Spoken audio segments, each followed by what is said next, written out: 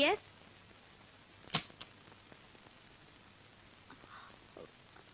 വരൂ, ഇരിക്കൂ. ഈശ്വരനാണ് ഇന്ന് അനന്തോനെ എന്റെ മുമ്പിൽ എത്തിച്ചത്. എല്ലാറ്റിൽ നിന്നും ഒളിച്ചോടാൻ വെമ്പുന്ന മനസ്സുമായി ഓടി വന്ന ഞാൻ നിങ്ങളെ കണ്ടില്ലായിരുന്നെങ്കിൽ ഒരുപക്ഷെ എന്റെ തീരുമാനം മറ്റൊന്നാകുമായിരുന്നു. ഒരിക്കൽ കൂടി നിങ്ങൾ എന്നെക്കുറിച്ച് എഴുതണം. ലോകം ഇന്നോളം അറിഞ്ഞിട്ടില്ലാത്ത ഒരു ഗായത്രിയെ കുറിച്ച്. മാഡം, എനിക്കൊരാളുടെ കപടമുഖം ലോകത്തിന്റെ മുമ്പിൽ തുറന്നു കാട്ടാനുണ്ട്. മറ്റാരുടേതുമല്ല, എന്റെ തന്നെ.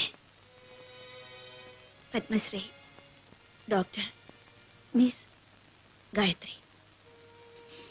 No, Mrs Gayathri Sudevan.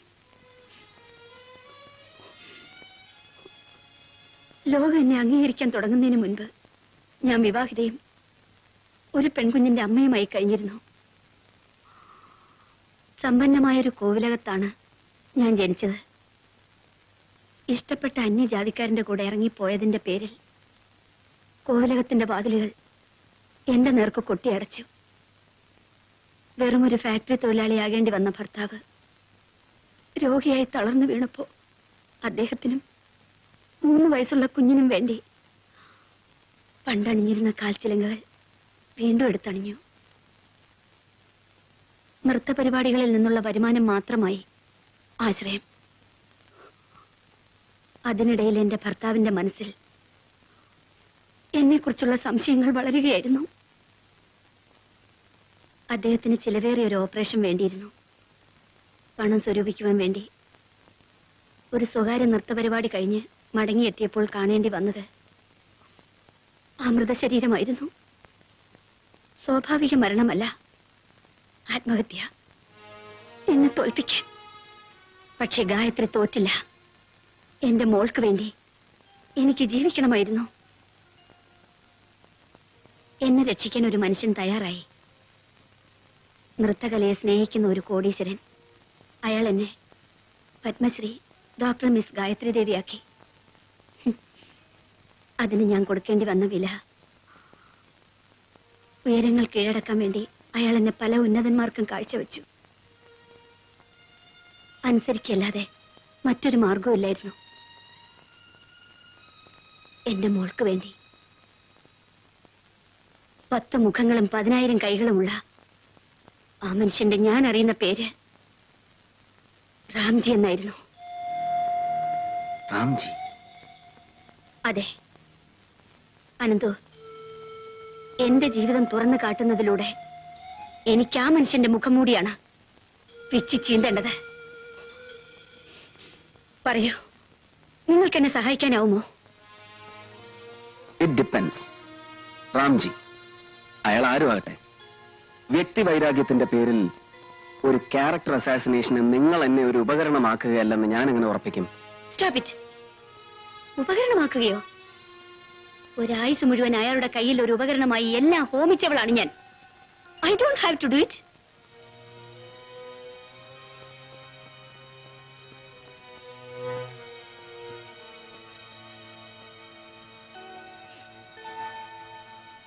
Sorry, ഞാനൊരല്പം ക്ഷോഭിച്ചു പോയി. ശരിയാണ്, അനന്ത് ചോദിച്ച ചോദ്യം ന്യായമാണ്.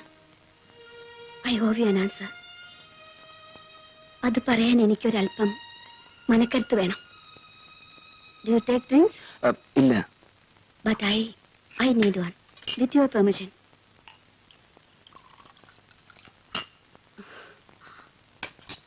നിങ്ങളുടെ സങ്കല്പത്തിലുള്ള പത്മശ്രീ ഡോക്ടർ ഗായത്രി ദേവി മദ്യപിക്കുമായിരുന്നില്ല, ഇല്ലേ?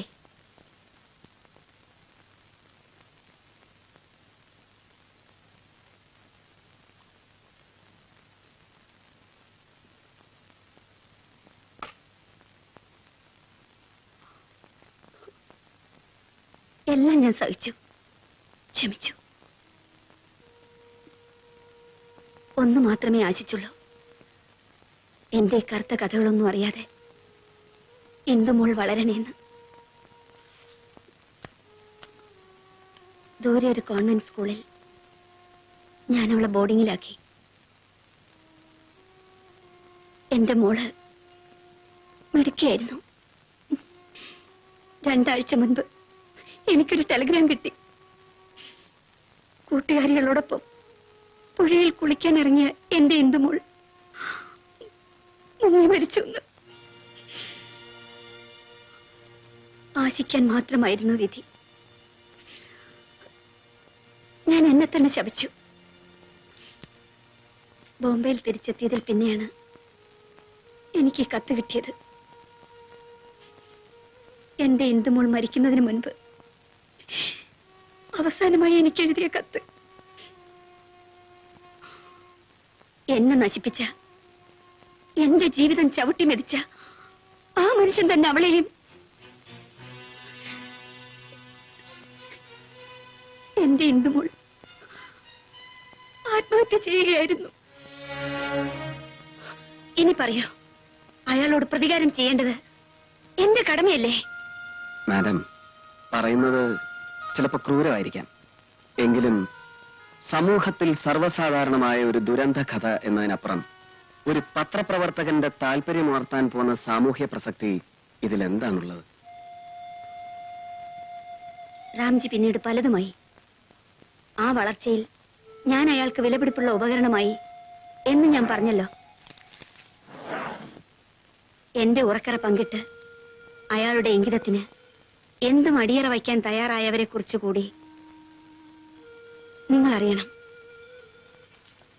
മന്ത്രിമാർ, എംപിമാർ, MLA മാർ, IAS ഓഫീസേഴ്സ്. അയാളുടെ താളത്തിന് തുള്ളി ആ കോമരങ്ങളെ തിരിച്ചറിഞ്ഞാൽ നിങ്ങളുടെ വായനക്കാരി ഞെട്ടും.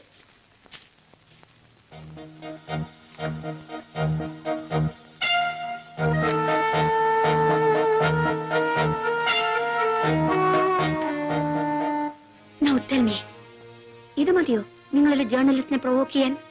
My God. മദ്യത്തിന്റെ ലഹരിയിൽ അവരറിയാതെ ഈ നിമിഷങ്ങളെ ഫോട്ടോയിൽ പകർത്തിയത് രാംജിയുടെ ദീർഘവീക്ഷണത്തിന്റെ മിടുക്ക്. അവയുടെ കോപ്പി കൈവശം സൂക്ഷിച്ചത് എന്റെയും.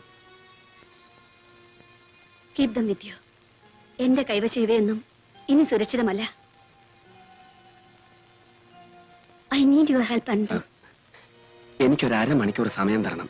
താഴത്തെ ആ ഫംഗ്ഷൻ ഒന്ന് കവർ ചെയ്തു വരുത്തി ഞാൻ തിരിച്ചു വരാം. എനിക്കിനി ഒരുപാട് പറയാനുണ്ട്. എല്ലാം എനിക്ക് വിശദമായി കുറിച്ചെടുക്കണം. ധൈര്യമായിരിക്കും. ഈ പൊയ്മുഖങ്ങളെ വലിച്ചു ചീന്താൻ ഞാനും ഉണ്ട് കൂടെ. ഉടനെ വരാം ഞാൻ, at the earliest. Ananthu, come back as soon as you can. അതുവരെ 2 പേർക്ക് വേണ്ടി എനിക്ക് കാത്തിരിക്കാനുള്ളൂ. അനന്തുവിന് വേണ്ടി, പിന്നെ ഏത് നിമിഷവും എന്നെ കടന്നാക്രമിക്കാവുന്ന മരണത്തിന് വേണ്ടി. രാംജിയുടെ രീതികൾ എനിക്കറിയാം. ഈ ചുമരുകൾക്ക് പോലും കാതുകൾ ഉണ്ടാവും. ഒന്നും അയാൾക്ക് അസാധ്യമല്ല.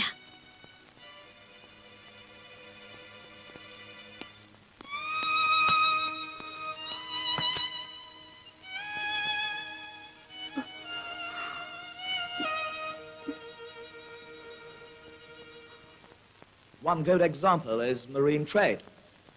I am overwhelmed by the response we have had in this country, and I assure you that I will endeavor my best to promote closer economic and cultural ties between our countries. I once again thank you for this opportunity and wish you all success. Thank you.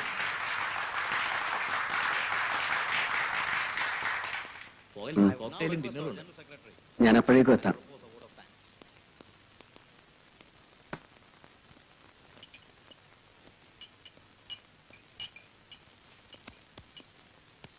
Miss Gayathri Devi. Madam checkout ചെയ്തു. Checkout ചെയ്തെന്നോ? Yes, ഒരു 5 minute ആയതേ ഉള്ളൂ.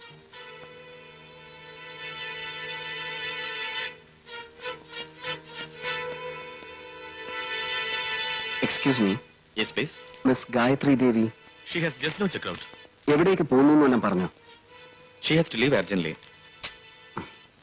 Your good name, sir? I M Ananthu. Oh, she has left a message for you.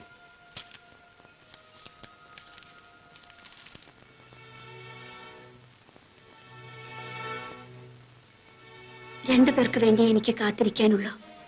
അനന്തുവിന് വേണ്ടി, പിന്നെ ഏത് നിമിഷവും എന്നെ കടന്നാക്രമിക്കാവുന്ന മരണത്തിന് വേണ്ടി.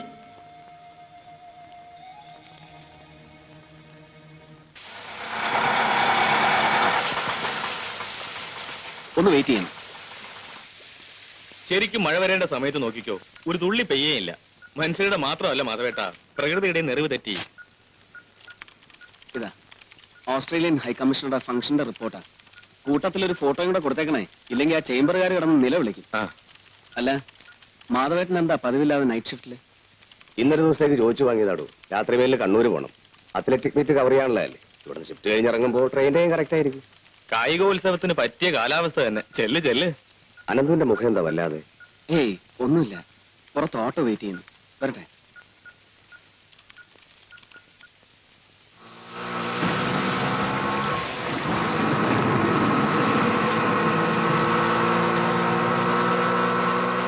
ഒന്ന് നിർത്തണേ, ഒന്ന് നിർത്തണേ, ഒന്ന് നിർത്തണേ. എന്താ എന്താ എന്താ? ഒരു ആക്സിഡന്റ് പറ്റി, അയാൾ ഹോസ്പിറ്റലിൽ ഞാൻ കൊണ്ടുപോകാൻ. ഓട്ടം പോവാ, പുള്ളിയുടെ വീട്ടിൽ. പ്ലീസ്, അയാളൊന്ന് ഹോസ്പിറ്റലാക്കണം. സാറേ സാറേ, ഒന്ന് ഇറങ്ങി എന്നിട്ട് അയാൾ ഹോസ്പിറ്റലിൽ കൊണ്ടുപോകാൻ. ഒരു ജീവനല്ലേ. ഈ മഴയത്ത്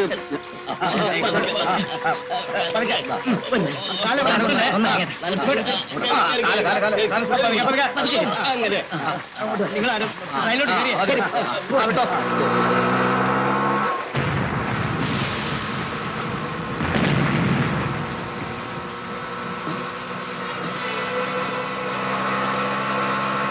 അയ്യോ, ആ ഫോട്ടോഗ്രാഫ്.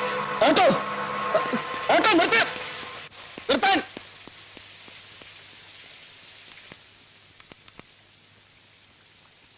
Police control room. ഞാൻ കേരള ഭൂമി റിപ്പോർട്ടറാ. എന്റെ കുറച്ച് ഇമ്പോർട്ടന്റ് ഡോക്യുമെന്റ്സ് ഒരു ഓട്ടോറിക്ഷയിൽ വെച്ച് മിസ്സായി. അത് ജനറൽ ഹോസ്പിറ്റലിലേക്കാണ് പോയത്. നമ്പർ നോക്കാൻ വിട്ടുപോയി. സോറി.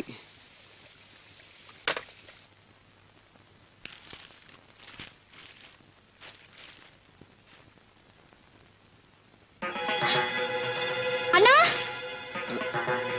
அண்ணா இங்க பாருண்ணா, என்ன? நம்ம காயத்ரி தேவி ரோடு ஆக்சிடென்ட்ல இறந்துட்டாங்க.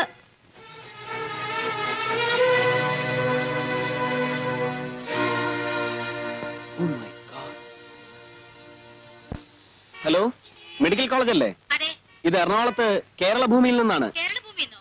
ആ, എന്താ? പത്മശ്രീ ഗായത്രി ദേവിയുടെ ഡെഡ് ബോഡി ഇന്നലെ അവിടെ കൊണ്ടുവന്നിരുന്നില്ലേ? രാത്രി തന്നെ പോസ്റ്റ്മോർട്ടം കഴിഞ്ഞ് നേരെ തിരുവനന്തപുരം എയർപോർട്ടിലേക്ക് കൊണ്ടുപോയി. രാത്രി തന്നെ? അതെ. പത്മശ്രീ ഡോക്ടർ ഗായത്രി